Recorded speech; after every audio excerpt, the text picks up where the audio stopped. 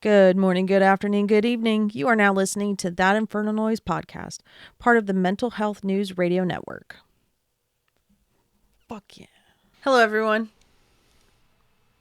We're back. I don't know if that's a good... No, it is a good thing. I was going to say, I don't know if it's a good thing or a bad thing. It's a good thing. Because that means we're here. We made it to another day to record another episode We're of... here, we're queer, we don't want any more bears. I don't even remember where I heard that from. What does that even mean? We're here, we're queer, and we don't want any more bears. Like, it was something to do with bears, like actual bears. Oh, because everyone is... Is it because everyone is saying... I think it was The Simpsons, maybe? Like, Homer was just saying it because it was, like, catchy or whatever, and they were trying to get rid of bears. That's hilarious. I think. I don't know. I don't remember. It was a long time ago. Like, I heard it as a kid. Oh, okay. Never mind. Because I was thinking... Because they probably couldn't get away with saying that now. Unless the character was actually homosexual. Maybe. And in the 90s, they didn't give a fuck. This is fair. But I was thinking because they're comparing everything like, 101 bear versus 100 men. whatever. So. If you're the dumbass that said, oh no, I'd fucking fight the bear, you're stupid. Alex the Terrible is terrified of fighting bears, and he's actually pretty good at it. And he doesn't want to do it. He just thinks it's entertaining, and he likes bears. It's a wild sentence to say out loud. I'm just saying. I think it's fucking cool that he's starting, like, an abandoned bear... Oh, yeah, like, charity. I don't even know how to explain that. Oh, not a...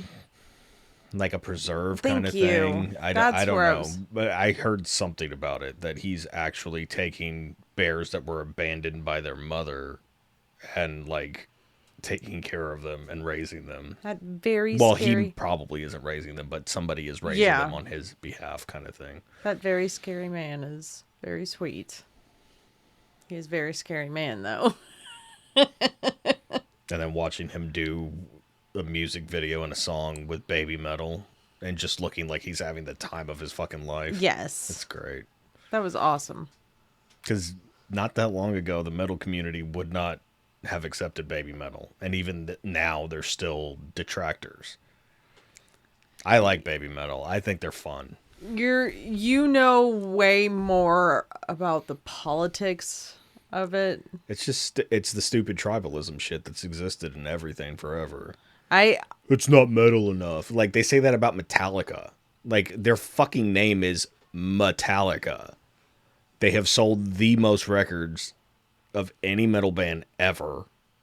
Yes. And you still want to, like, just let it go. It's more thrashy. Yeah, I'll give you that. But they started what we know as metal today. Right.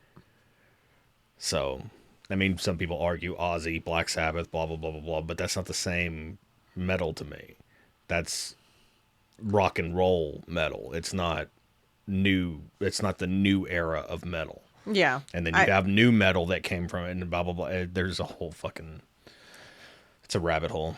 To me, there are too many categories and my brain shuts down and I'm not saying it all sounds the same. It doesn't. Because there's it very doesn't. distinct sounds. Like, you can hear new metal versus industrial and know that there's a clear sounding difference. Yes. With that being said, it's all metal to me because, oh, Jesus. No, I hit it. Sorry. But, yeah, It doesn't all sound the same, but it's all the same title because it gets too convoluted. And yes, I understand that there's alternative and there's this and that. Like, I get it, but it gets too convoluted. Everybody has to be unique, so they all create their own genre kind of thing. Yeah. And it's just like, That's why I try not to worry about it. I am partial to new metal because I like the hybrid hip hop metal thing. Always have, because I'm a hip hop head and a metal head, so put them together. I don't care Yes. what anybody says. Limp Bizkit's a fucking dope ass band. I've loved them for a long So time. have I, and So- I've gotten shit for it. It's just like, no, Limp Bizkit's fucking dope because they can do both. Like, Fred can rap. Nobody realizes Fred can rap, No. like, legit, but he can. And I know that because on Soulfly's album, he did the song that's Bleed right. with Cavalera, and he's doing the rapping part. I forgot about that. On Korn's album, All in the Family, him and John Davis go back and forth. The shit sounds good. He's good at what he does, and he's got a pretty good scream, and he's got a pretty good growl. Like I don't know. I think people are overcritical. Well, people It's the are- cool thing to hate certain things, and I don't particularly care for that. That's why I just listen to what I listen to, and I don't give a fuck anymore. Well, people are going to be angry about everything. So just like what you like Yeah. without the, like, Tribalism. yeah, without the fear or shame of, But everybody talks shit about Yeah. everything, so it's just like, whatever. That's why I just stopped paying attention to it. That's why I kind of feel bad about last week's episode. Because I was super emotional Yeah. leading up, and I've slept good since.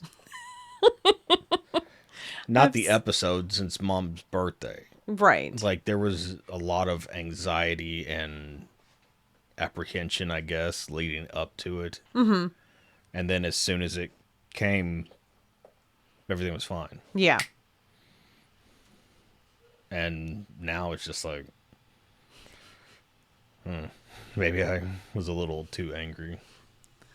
And I wasn't angry. It was just, I was irritated, like, retrospectively looking at everything. Yes, because And I think that goes into what we were talking about in it, that it's not linear. Because most days I'm good, I'm fine. Shit still irritates me, but it's not a big deal. And it wasn't really a big deal. It just, that happened to be the time we were recording. Mm-hmm. Because, like, even after that day that we recorded, I wasn't mad. I wasn't irritated with anything. It was just, we were talking about it and it came up.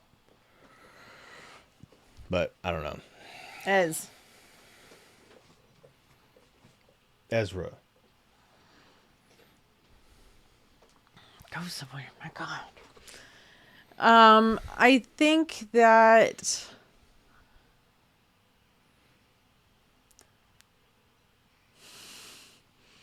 it's.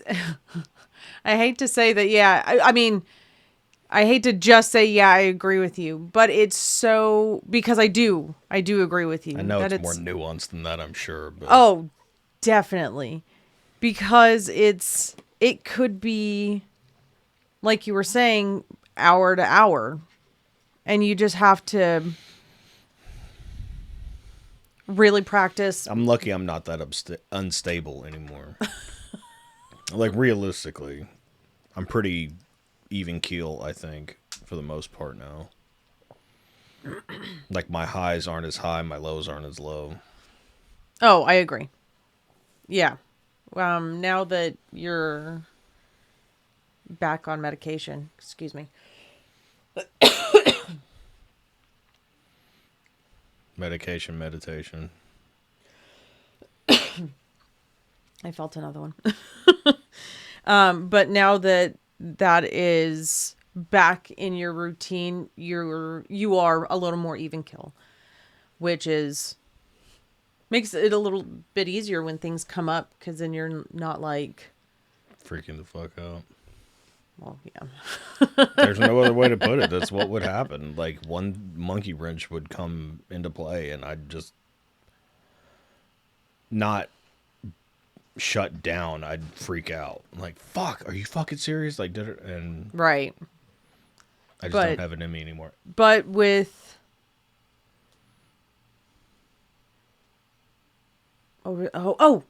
sorry, I had to remember. But practicing mindfulness. It's literally like you have to check yourself and like take personal inventory at different moments of the day, because something can happen and it triggers like and moves something in you and you feel weird and you're like, wait a minute, why? And you have to, people don't do that on a regular basis.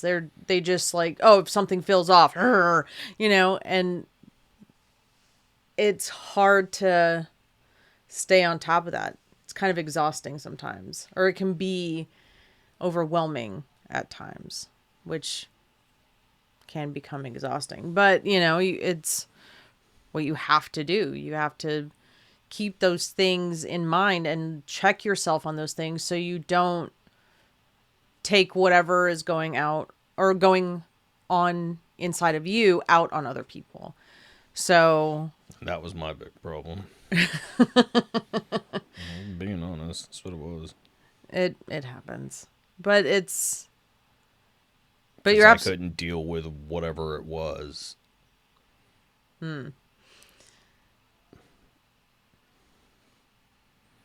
Was it you couldn't accept the truth of it? Like that's what it was for you? I didn't want to. I didn't want to acknowledge it. Oh, okay. Near as I could figure. That makes a lot of sense. Kaylee pops into my head a lot with that.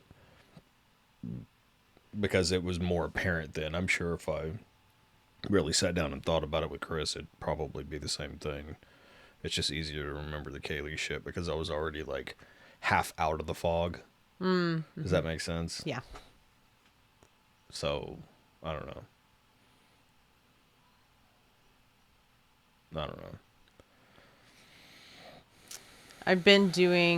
We both have been doing a lot more of, our own personal, like, self-inventory or just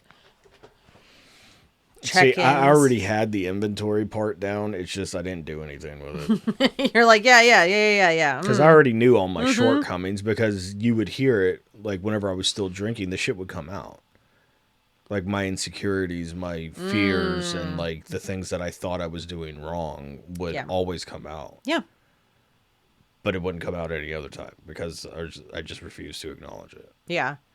Acknowledging the issue acknowledging your part in the issue can be very, very difficult at times. At that point, I didn't know how to do it without, well, it'd be better if I wasn't here. You know what I mean? Still struggle with that. After years of therapy, after everything I know, it's so irritating too. Because I've noticed that at a certain point or at a certain threshold of bullshit in my head, it still goes there. Unfortunately, sometimes it does, where it's just like, fuck. Is that the best option? Is that the easiest option? And it's not necessarily like self-harm shit. No. It's deuce the fuck out kind of thing. Yeah, because at least with me, it's more that than the other now. Yeah. And even then, that's, for me, it's seldom. I'm not speaking for you, obviously, but for me, I don't think that. I'm like, well, fuck, if anybody doesn't like it, just don't come around me anymore. I don't know what you want me to say. Yeah, my mother raised a runner. So I think that... You would think mine did, too. Like, realistically, but for some reason, I don't have that in me. And the thing is that I run in different ways than she did. She would literally, like... take off. Bounce out. Which, like... Some of the situations was warranted, to be completely fucking honest. Yes, I know the stories. Like leaving my brother's dad at 3 a.m. when he worked graveyard shift.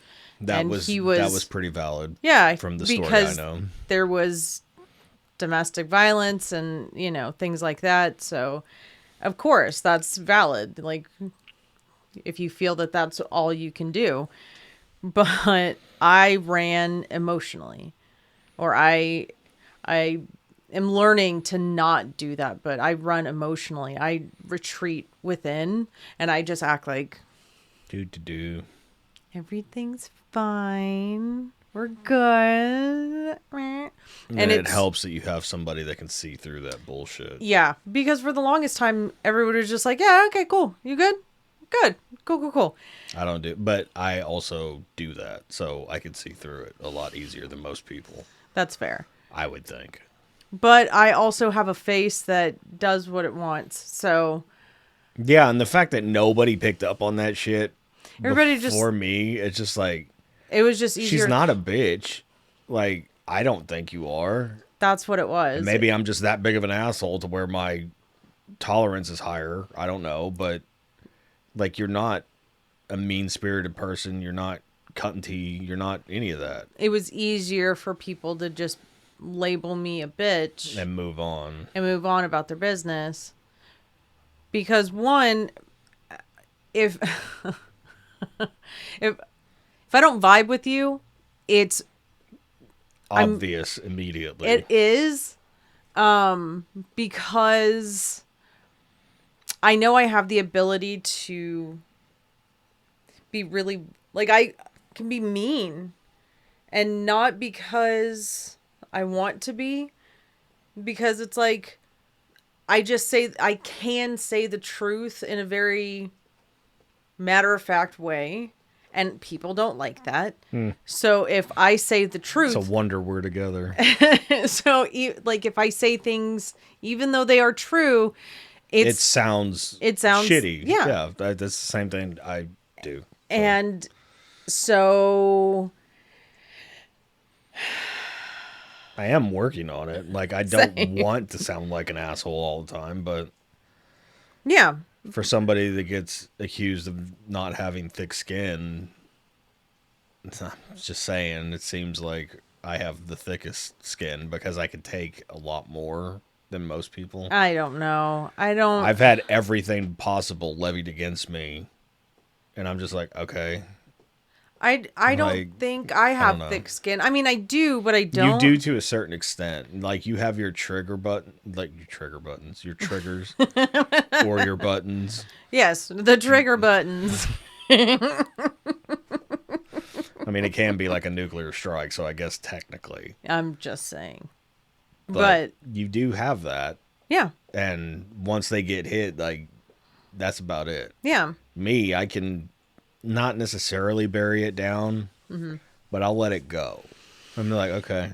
And just kind of like nod it off. And then it keeps going, and then it keeps going, and then I snap.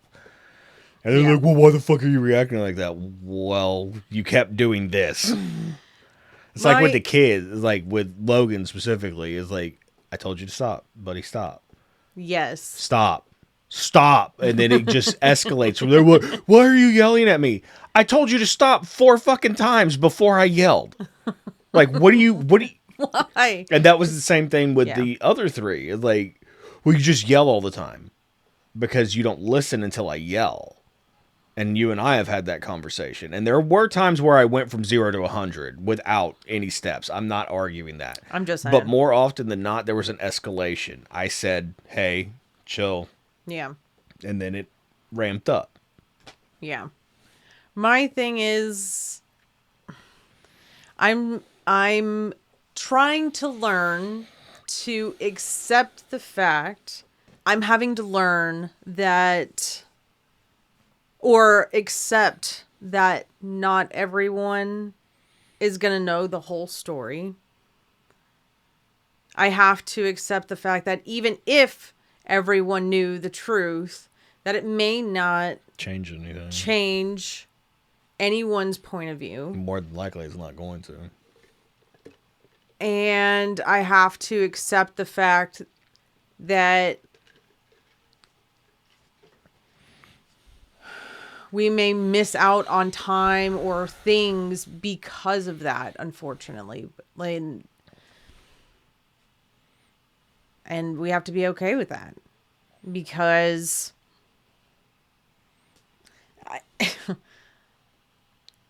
the alternative is putting ourselves in situations that no one else would force themselves to put them. You know, like That's not true. People would do it, but they do it because, see, I'm trying. Like, I'm being mature about this and blah blah blah. But it's not what it is. Yeah. I am well aware of that, but it's the keeping up of image. Yeah. And neither one of us give a shit about our image at this point. Yeah, because people are gonna... Because we don't try to control the narrative. It's the exact opposite. We let the narrative be what it is, and you come to me and tell me what it is. Yeah. Because that's the important perception. Not mine. It's yours. Regardless of if it's the kids or you or whatever. Yeah. I'll tell you as much as is appropriate. Like, depending on the situation... Like, if it is with the kids, like, it's... I will tell you as much as... Ooh, Jesus fucking Christ. I will tell you as much as is appropriate. Like, the amount that is appropriate for me to tell my children about any given situation, I will tell them that amount. Fuck, I don't know why that was so hard. You know, because some of it is not my story to fucking tell. And going back, it may be taken some kind of way that it is not intended. It's always taken some kind of way. And that's okay. That's debatable. I have to let it be okay. I'm not arguing that. Like, and I have a big problem with that. I understand that, and nothing against the kids or anything, but... You know, because we are not allowed to say the complete truth, and then that's... But we don't. And you and I have had that discussion of, like, there's certain things that it's a no-win situation for us. And that's... Like, if we don't say anything, we look guilty. If we do say something, we're being bitter. Yeah, and it's just like... It's pointless. I don't see the point in any of it anymore. Yeah. I'm done mudslinging and all that shit. And this thing is that... it's not fun for me. And that's the thing, is that it was never like a mudsling kind of thing, but... I'm saying from the perception of it. Yeah. And it is what it is. I don't care about it. Like, realistically, I don't. I just get heated sometimes because it vexes me, as I feel it should. Yeah. But 9 times out of 10, I just let it go. Because what am I going to do about it? I can't change the narrative because I don't believe in controlling narratives. You know, that's just me, though. I let people think what they want to think. I encourage people to think what they want to think about everything. No, that's fair. I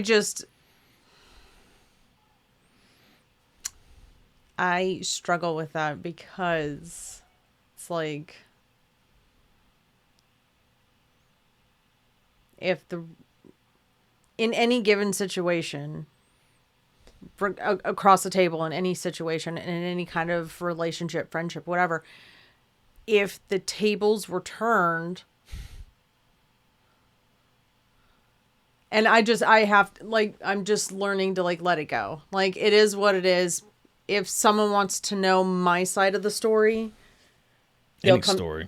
Huh? Any story. Well, yeah. Then we'll have that conversation. And if not, then... So be it. You know, I have to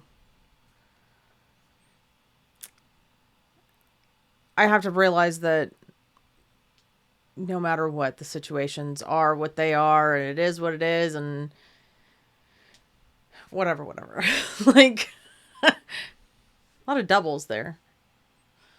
But I can't...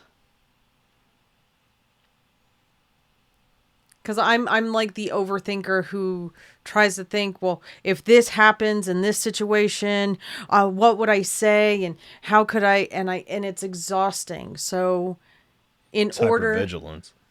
Yeah, it's a trauma response. I get it.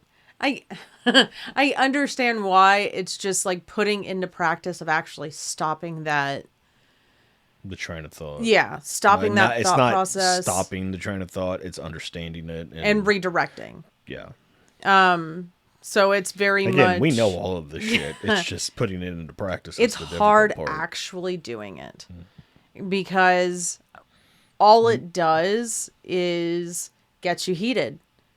And feeding into it, it's like... So what I've been having to do is I'll flat out stop it. Like, I will, hey, you don't have to prepare.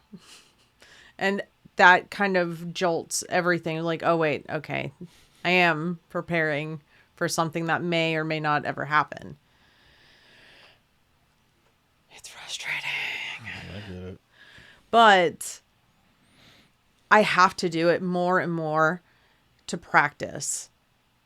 I have to do it in order to create those new neural pathways. I have to do it. And you kind of have to... I know that we talked about... Oh, when was it?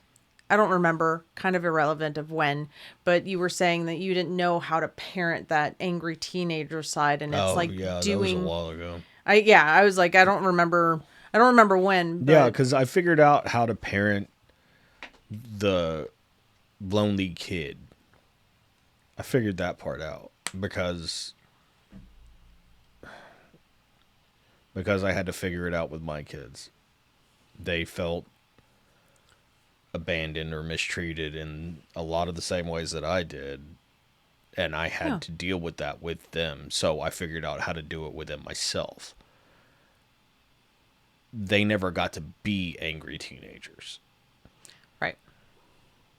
Some was their own doing because they were afraid of the reaction. Some was very directly because I wouldn't allow it. Yeah.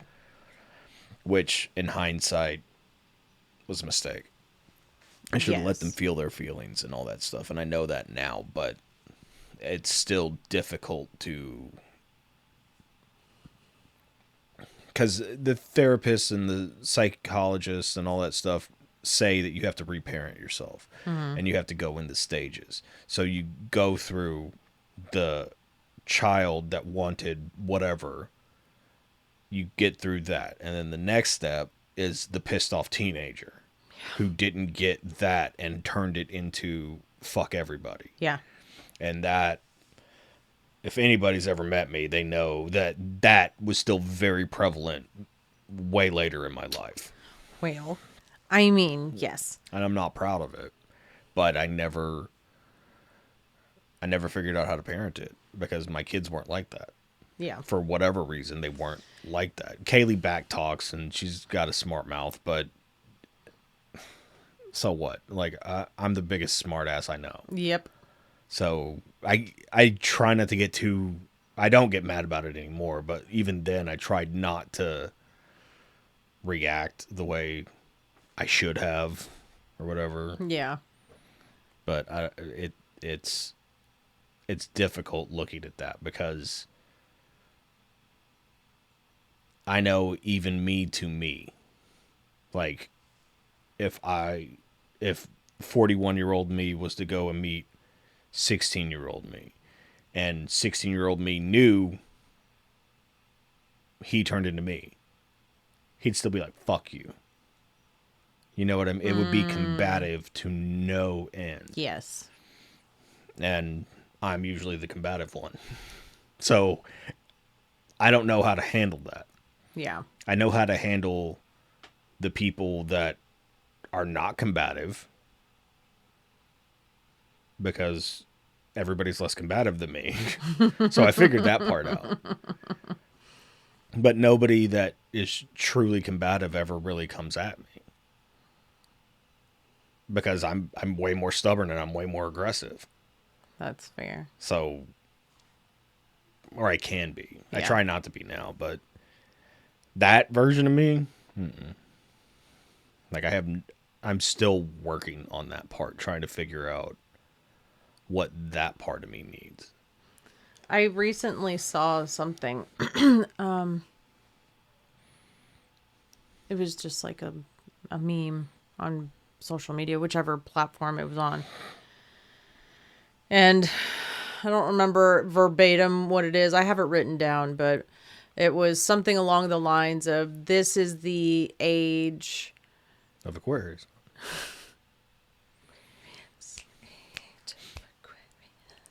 Anyway, this is the age where instead of, it was basically saying this is the age where it's the death of old ways or old pieces of you that, and rebirthing yourself into who you're supposed to be. It was the death of... It's basically an ego death. Yeah. Essentially. It was the death of who you were told you had to be, and the birth of who you want to be, of who you're supposed to be, of who you are. Which, that's exactly what I've been going through. And same. And it's very much, and that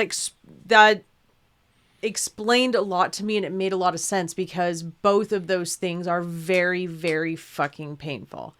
As someone who pushed a person out of their body, and I only gave birth the one time, so I don't know what it's like to have a C-section, but I can, that is probably not a walk in the park. Either you were fucking cut, like...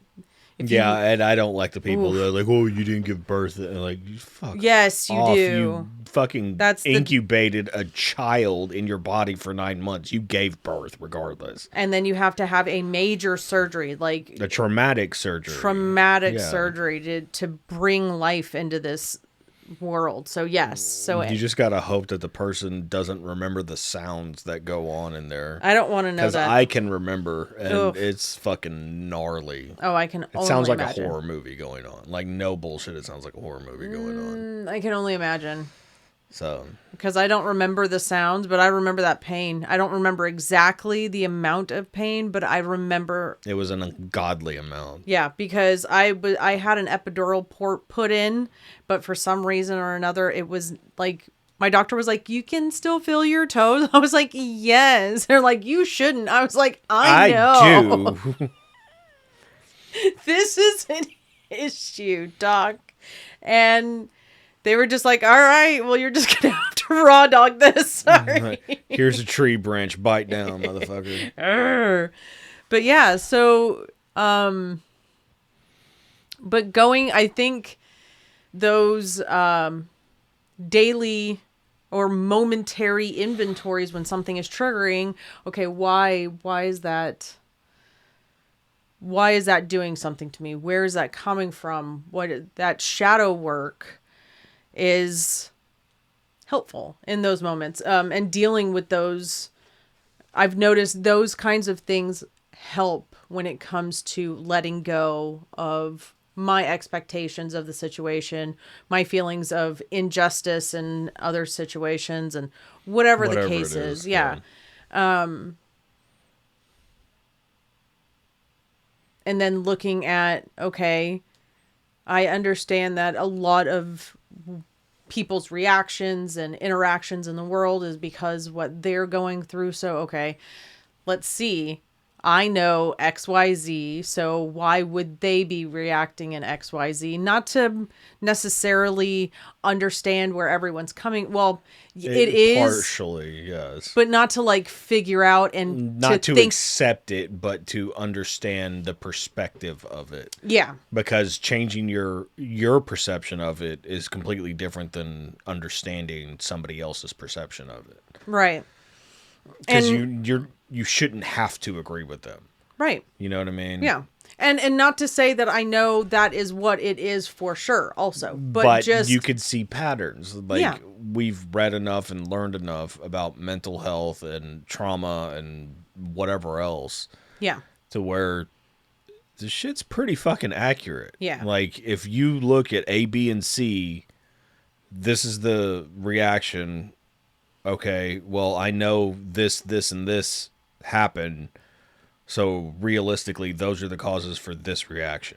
Yeah, I can use context clues with the bits of truth that you I do know. know. Yeah. Yeah. And you can see, oh, okay. This is a train wreck that everybody's pretending like no, the train's fine. We're gonna be there on time. Everything's fine. Meanwhile, It's the fucking dog in the room. It's like at the table shit's with that on little fire. hat. Like, this is fine. This is fine. Yes. Like, no, it's not. The house is on fire and you're sitting there. Yes. Get up and get out of the house. Fucking call 911. And I say that as somebody who fucking Anakin Skywalkered himself. So I mean, I'm lucky I still actually have my limbs. fair. I don't know. It's hard. All of this is like, I understand why people give up. I don't agree with it because I don't want to give up and I don't want to go back to old ways. It is selfish ultimately. Yeah. But I understand the ease of it because doing it this way makes people uncomfortable and people don't want to feel uncomfortable. People would rather... That's why I understand addiction and vices and like all of the shit. I completely understand. Not only because I've been there, but because I understand this shit is not fucking easy. Yeah, this is not for the and faint if of you heart. believe all of the metaphysicists and all that shit, like, we chose this. Yeah. And then once you start going down that path, and like, why the fuck would I choose this? Yep.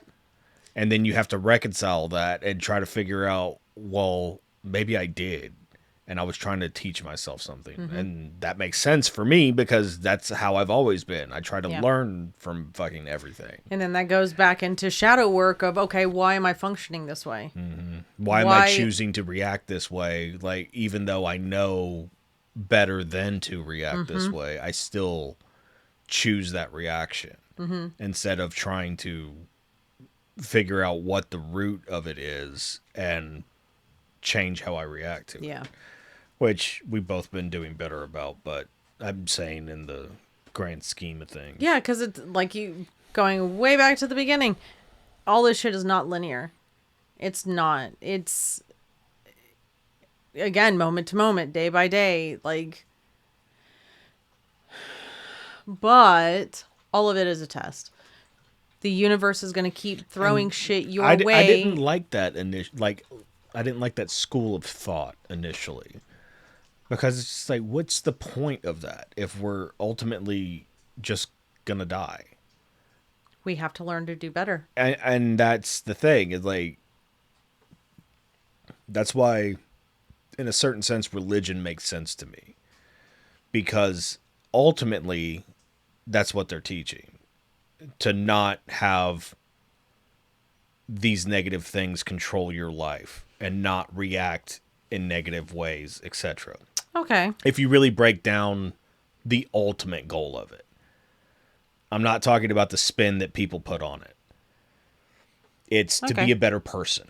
Yes. That's the ultimate goal. Yes. To attain some form of enlightenment, to go to heaven, whatever you want to call it. That's the ultimate goal with all of it. Right.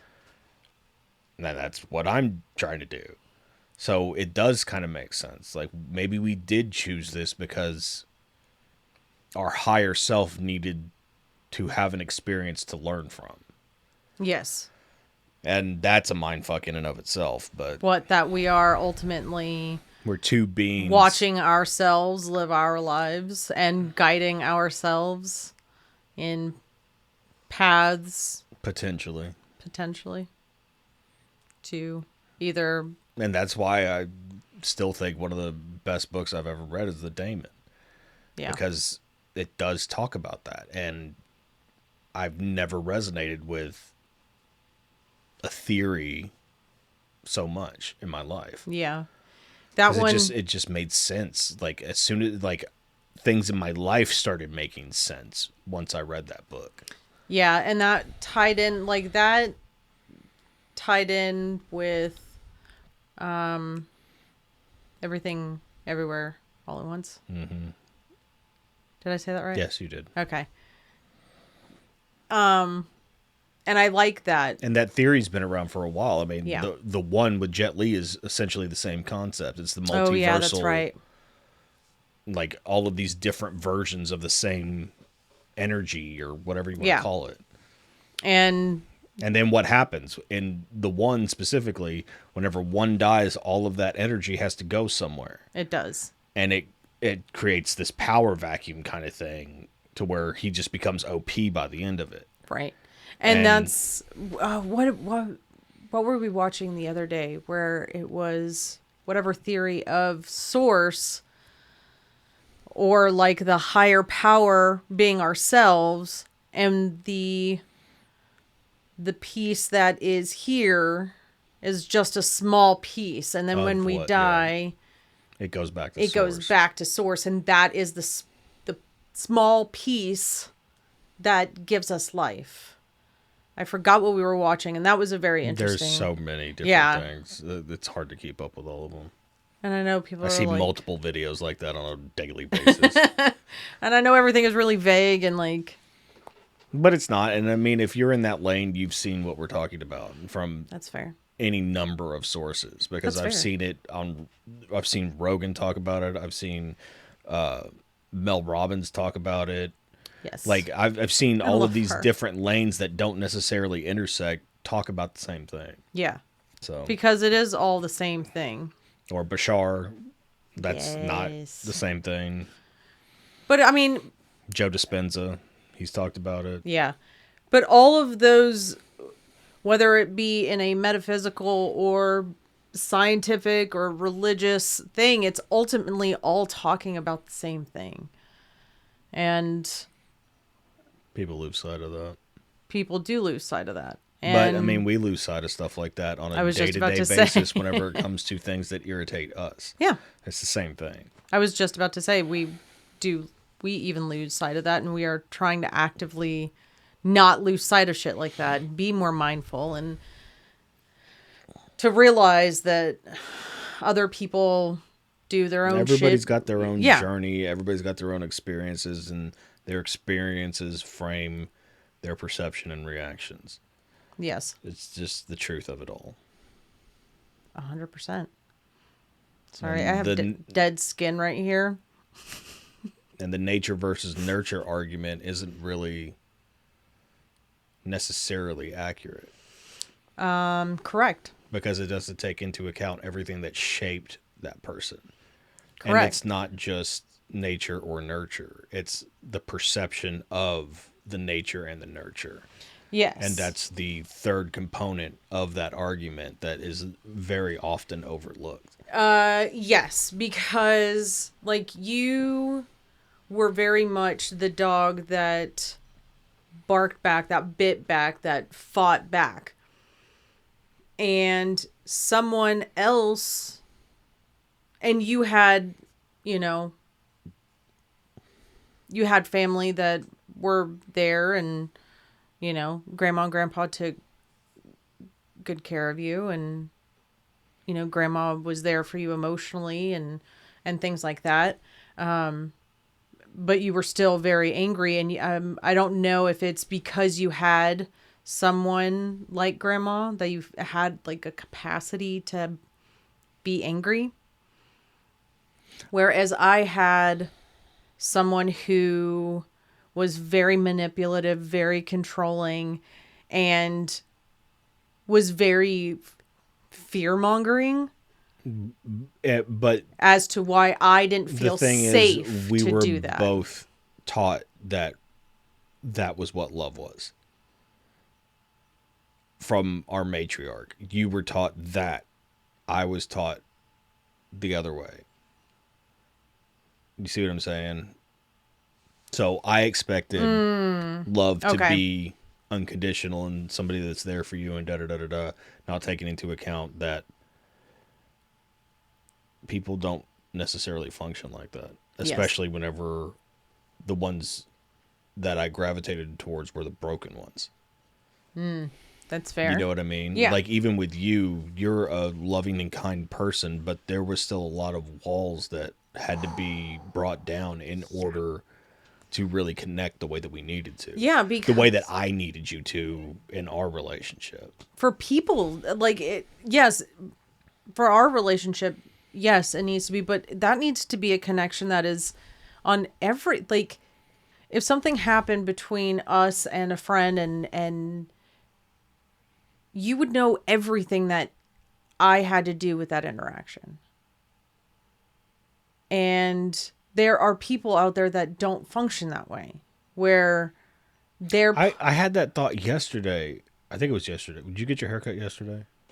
Or was it Friday? Regardless. Friday. It was Friday. Okay. It was Friday. Regardless, you got your haircut. Yes. And along that same line of thinking, it went to, well, I noticed she got a haircut and we talked about it, but we talked about it beforehand. And then it made me think of that trope that you always see. Well, I got my haircut and he didn't even notice. How is that possible? How little are y'all talking about the shit that is going on to where he didn't know you were going to get a haircut? Mm-hmm. Because if most men have that information up front, well, he didn't listen. How do you know he didn't listen? Are you sure you said it? To be fair, devil's advocate, because there are people out there that really don't notice.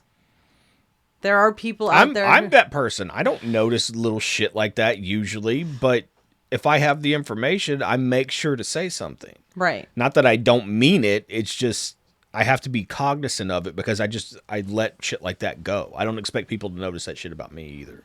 That's fair. You know what I mean? Yeah. Like, oh, I trimmed my beard. Nobody's going to notice that unless I fucking say it. That's how I look at it. Yeah. I knew you were going to get your hair cut. So as soon as you got back, oh, your hair looks good because I know you just came back from that. It's just, I don't know. That stuck in my head for some reason. But yeah, there are couples out there that don't know the whole story, and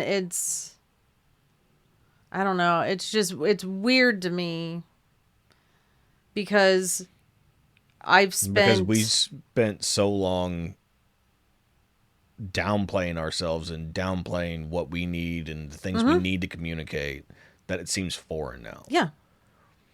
So because we tried to tell each other everything. Yeah. Even the shit that neither of us want to hear. Yeah, because since I had my mother, like confrontation, lying, all that shit, like it literally fucks with me physically. It's a complex PTSD symptom. It's a very visceral reaction. Yes, I do not do fighting. I don't like to argue, and I understand that disagreements are going to happen, but I don't like screaming, shouting. I don't like arguments. Like, it just gross. And you are I've told you this a million times, you're the only woman that has said that, and I can tell you actually mean it. I can't. Because you cannot actually hate confrontation. Every other woman that I've ever been with, in a relationship with, just around, whatever, they say that, and they're full of shit. They enjoy the confrontation. They enjoy the, fuck you, like, just, I don't get it. I mean, I do because I'm sort of like that, but I'm even trying not to be like that because I know it's not healthy for me. Yeah, it takes me, to be honest, if we're therapying it, I know exactly where this comes from. Excuse me. It is obviously a trauma response. It is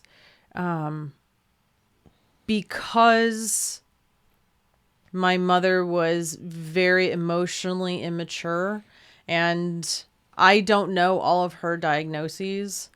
I don't think she does either. I don't think she does either, but I have, in doing my research in surviving dealing with complex PTSD, where it comes from, I've noticed a lot, and I know I'm not a doctor. I cannot diagnose. This is just my hot take on my mother because it's my lived experience.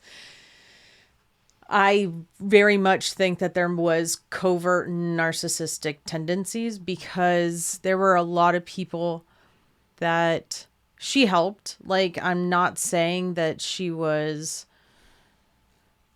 had no capability to Yeah. do anything caring or anything Because like she that. did. She took in the strays. She did all of that. Yeah. I saw it happen. Yeah. But when you are dealing with someone like that,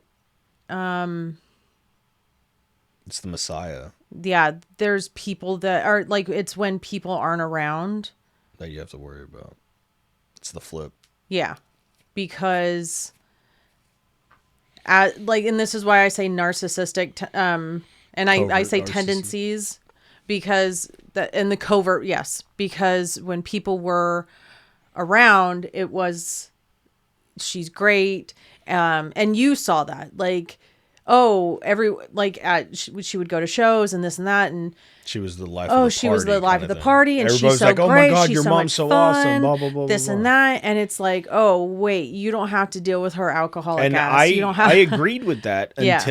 until you saw I got to know you and then see the after effect, the abuse. and that Yeah. you had to deal with and wrangle her, and nobody saw that part because that was removed from the show.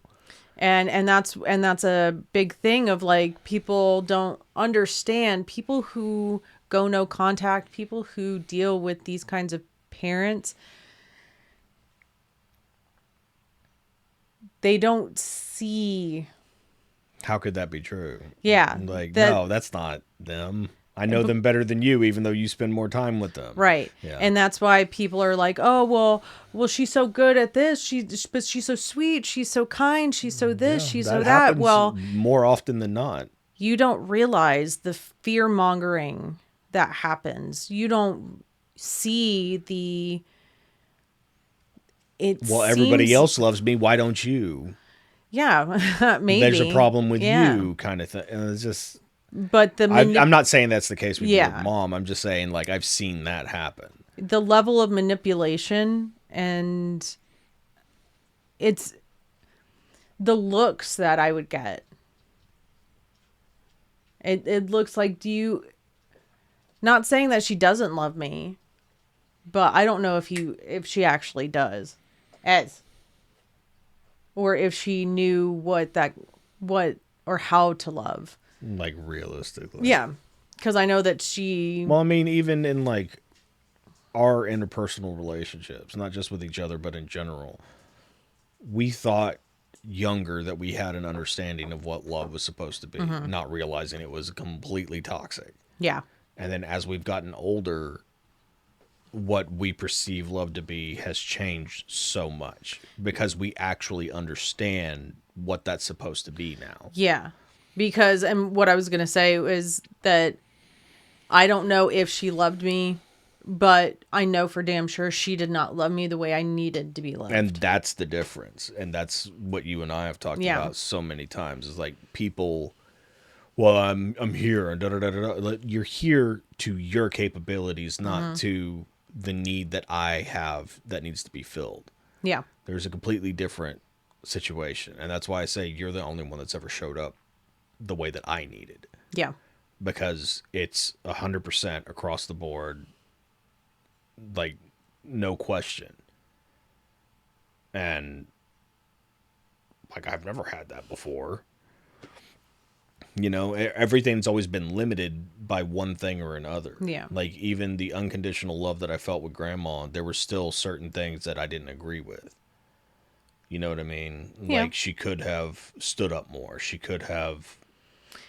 And You see what I'm saying? And I feel like, if I'm being honest, I feel like might be, and that might have been, especially with the older two, one of their issues with me that I have to accept, because they've outright said it at points. Yeah, because Where I could have. Dad was fucking crazy and you didn't do anything to stop it, kind of Yeah, thing. and it's a hard dynamic. It's a hard dynamic to do, and especially when you feel that you can't do it because I hate to say this You're the because I don't step feel parent. that. Yeah, I'm the step parent. And they're not my kids. Things like that.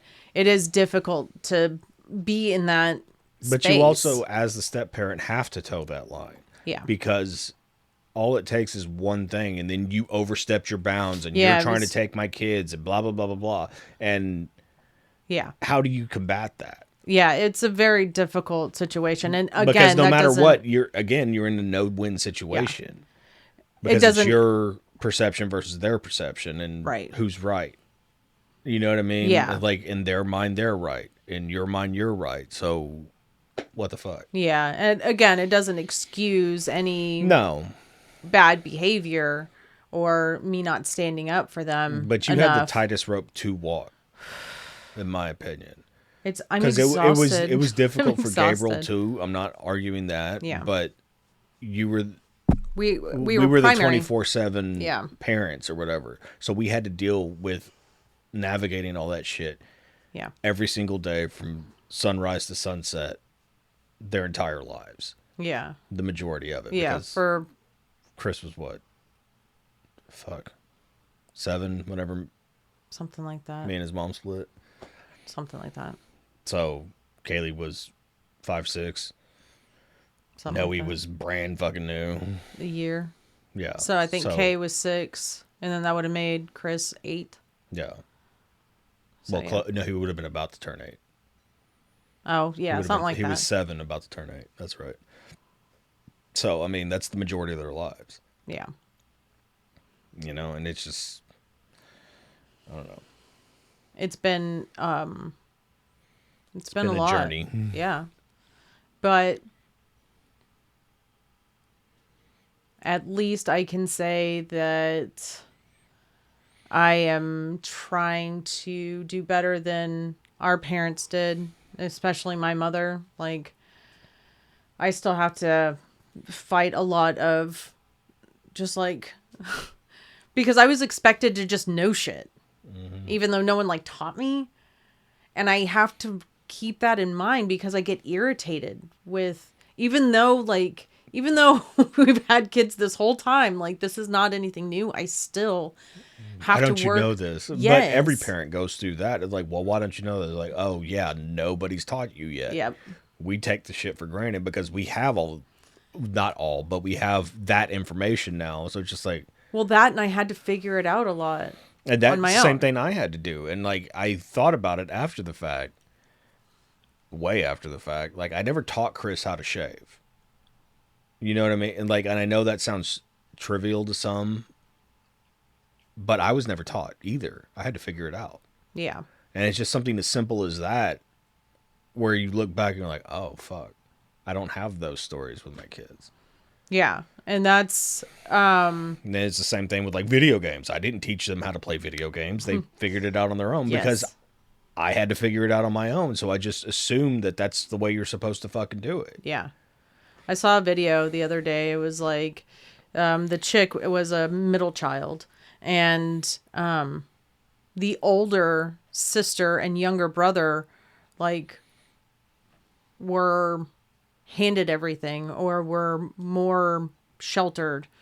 But the middle child she was having to pay bills. She was having to do all this shit and was the responsible one. And I feel like that kind of dynamic happens between the older two and the younger two because we've changed as parents. Yeah. But it's weird having those conversations because it's like I understand, but I can't go back.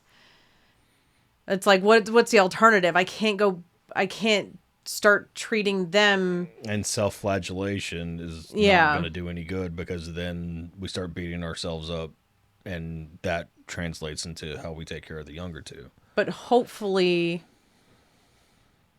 in time, or hopefully they do see that we are trying and that this is something that is not going to go back. We're not going to go backwards. So if something bothers them, even if they've talked to us about it before, that they can come to us and be like, hey, I still don't understand why blah, blah, blah, blah, blah, because it seems so easy to me, and be like, you know what? I'm sorry. It wasn't easy for me. It should have been. It should have been. It should have been. 100% right. It should have been. And that's the realization that we've had about our parents. Like, showing up for everything is not that fucking complicated. Yeah. Because things weren't showing up for us in whatever metaphorical or literal sense. Yeah. Showing up emotionally, all that stuff. But they didn't know how to show up for us to meet our needs. Yep. We didn't know how to show up for our kids to meet their needs. Yeah. We were just meeting the needs that we had. Or thought we were raising in the way that we thought we were supposed to. Whatever the situation is. Yeah. But it was catered to what our shit was. Yeah. Not taking into consideration the experience that they had. Right.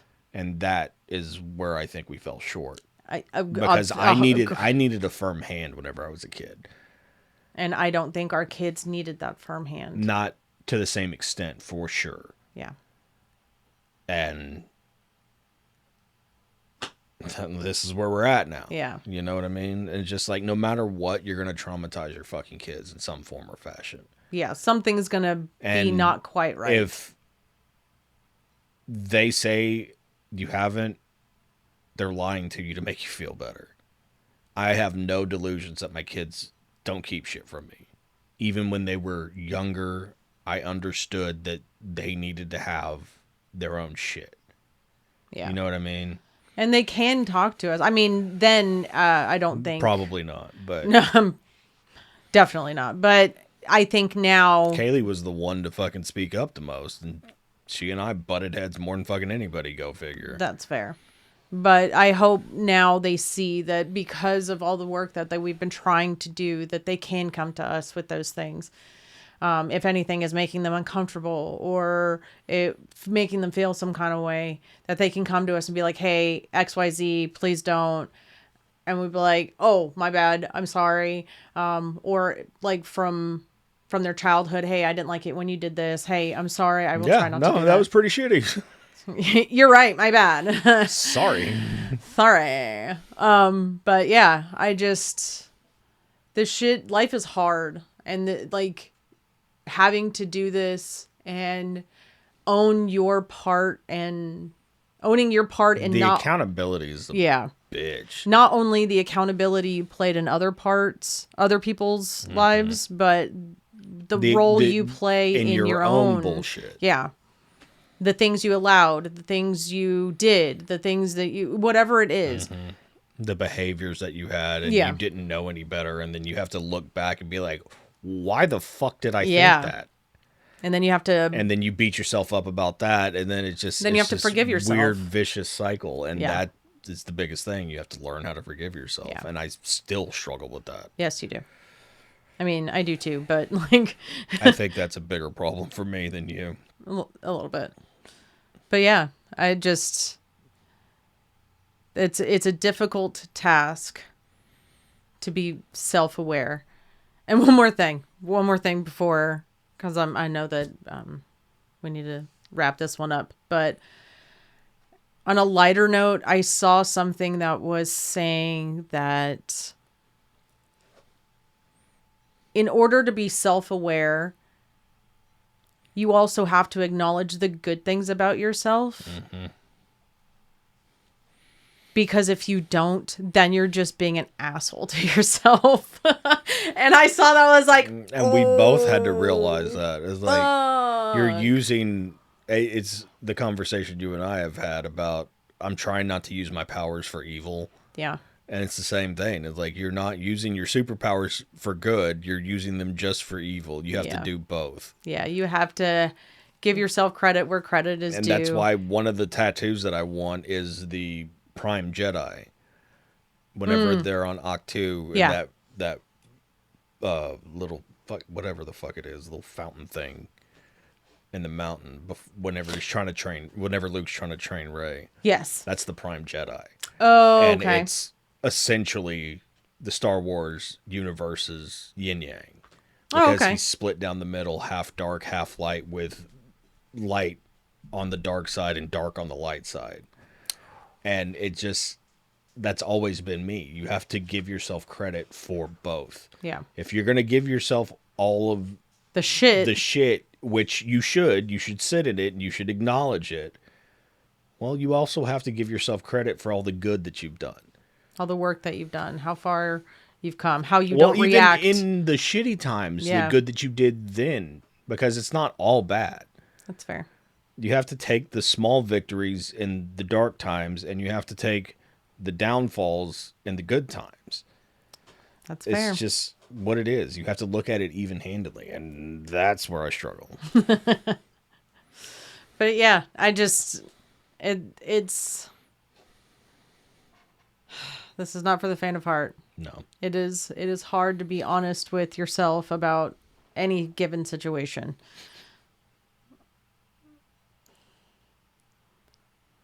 But if you are struggling, you're not alone.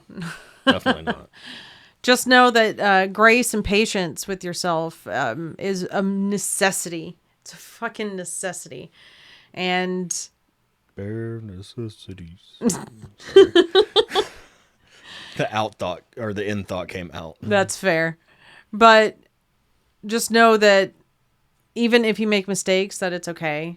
And that people are going to react to you in whatever way that they're going to react. And you have to understand that sometimes even their reactions have nothing to do with you. It has to do with their experience and their perception. Yep. And it might not have anything to do with you. Sometimes it does. And sometimes it's a projection. Or sometimes it's shit that they've been through that they're reacting to that in this time. Yes. And I know that from personal fucking experience. That's fair. Like, I've done that where I've taken things out on you and then realized I wasn't even talking about you. I was talking about this, and it just kind of carried over for some reason. But just know that it's okay. Just sit in it, feel it, let that shit go. Process it. Process that shit, because everyone's going through something, and it's not easy for any of us. No, it's not. And we just have to learn how to get through all of this. So, take care of yourselves. If you think someone else that you know may get something from this, share with them, do all the social media shit. But mainly take care of yourself. Know that you're not alone. And we'll be here. Reach out if you need to. That's all I got, guys. Thank you for listening to this week's episode. If you like this episode or know someone who would, please help us grow the show by liking, subscribing, and sharing. Keep up with all episodes on Buzzsprout or anywhere else you get your podcasts.